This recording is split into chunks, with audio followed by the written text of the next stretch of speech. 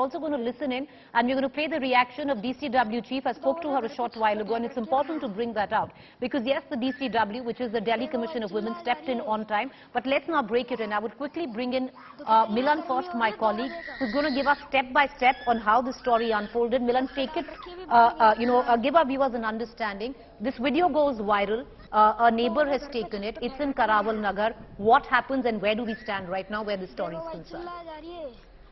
Well, after the video went viral, it has been seen, and we have been told that the police has also taken cognizance of the matter.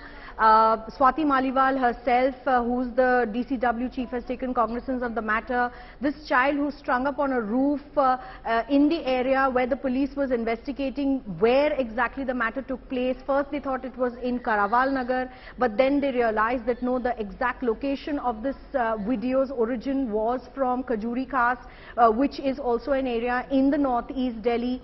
And now we've been told that the police has still not taken any legal action, Preeti.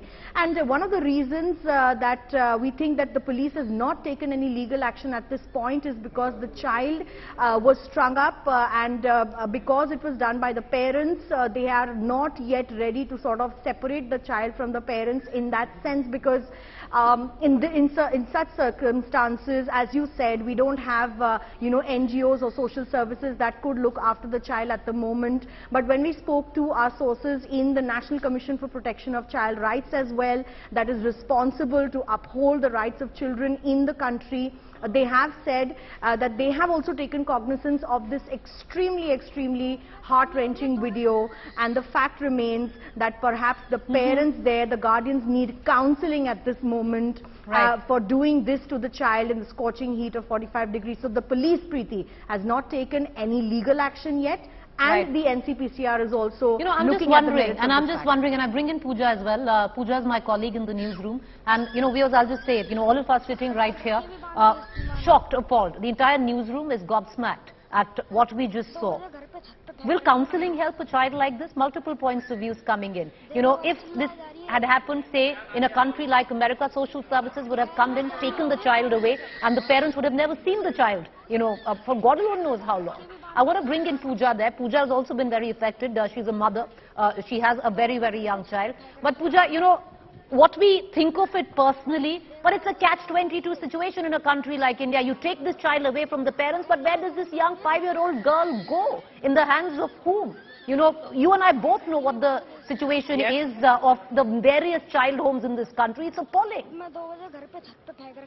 Preeti, I will make two quick points here. As a young mother myself of a toddler, I say this with authority today that no mother in her senses will put her child through this horror. This is horror, this is torture.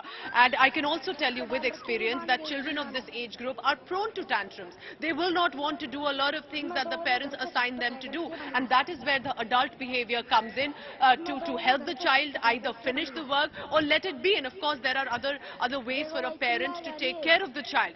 Second point, like you're mentioning, of course, if the child gets taken away at this point, where is she put up? We know of very shocking details coming in from children homes, which is of course of abuse, physical abuse, neglect and sexual abuse. But here is my important point that must be mentioned. As always, there's also a patriarchy angle here. Everyone's saying the mother put her through this, the mother tied her because she was not doing her homework, as the claim is coming in of her reaction. Where are other family members? Where was the father?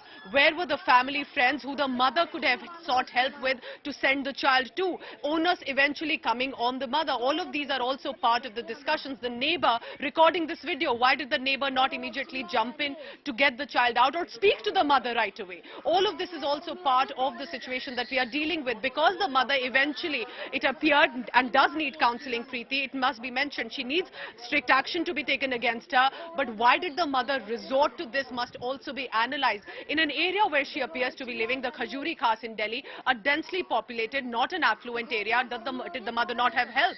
Did she not have any other way to take out her anger on? All of this also needs to be discussed. And of course, what the horror is, that is for everybody to see on the terrace of a summer heat wave in Delhi. One thing which we've been discussing, and I am Chetty. Chetty is also in the studio with me. She's our colleague, and she tracks mental health very closely. And Chetty, one thing that we were discussing when the story broke, because everyone's jaw is just open. You can't unsee this. You can't unhear this. We're going to make you hear it again. I'm sorry I'm doing this, but I'm going to do it. But, you know, Chetty, you and I were talking about mental health, because somebody, as a mother, you know, there are so many emotions attached to a mother of what we believe a mother needs to be, you know, but that person in question here must be going through some very, very, you know, different kind of a mental space that she needs to be in to put your own child, your own flesh and blood through this. You're absolutely right, because when instances like this happen, when the child is getting abused by their own parents, Preeti, more often than not, the problem lies with the mental health of the mother and the father and the parents and everyone else in the family involved. Because if you are of a sound mind, you will never put your own child through something of this nature. And when I say sound mind, I don't mean visibly, you know, looking like there's something wrong. A lot of parents suffer from isolation issues, neglect when they were growing up. They suffer from anxiety, stress, inability to cope with their regular lives because of depression or any kind of mental health issue which has not been resolved by them in the past. And this is the result of their mental health issues that they are battling, and not even an acceptance of it. So first things first, please let's understand mental health is a huge problem in this country, and nothing better than counseling or taking the parents to a psychiatrist or a mental health practitioner will help in this situation. The other aspect of this is what happens to a child who's been put into a situation like this. This is abuse. Abuse from the parents and somebody who they are the most close to, which they won't even probably be able to speak up about. They look up to them. So what happens is, when these kind of children, when they grow up, they tend to have self-worth issues. They tend to have self-esteem issues.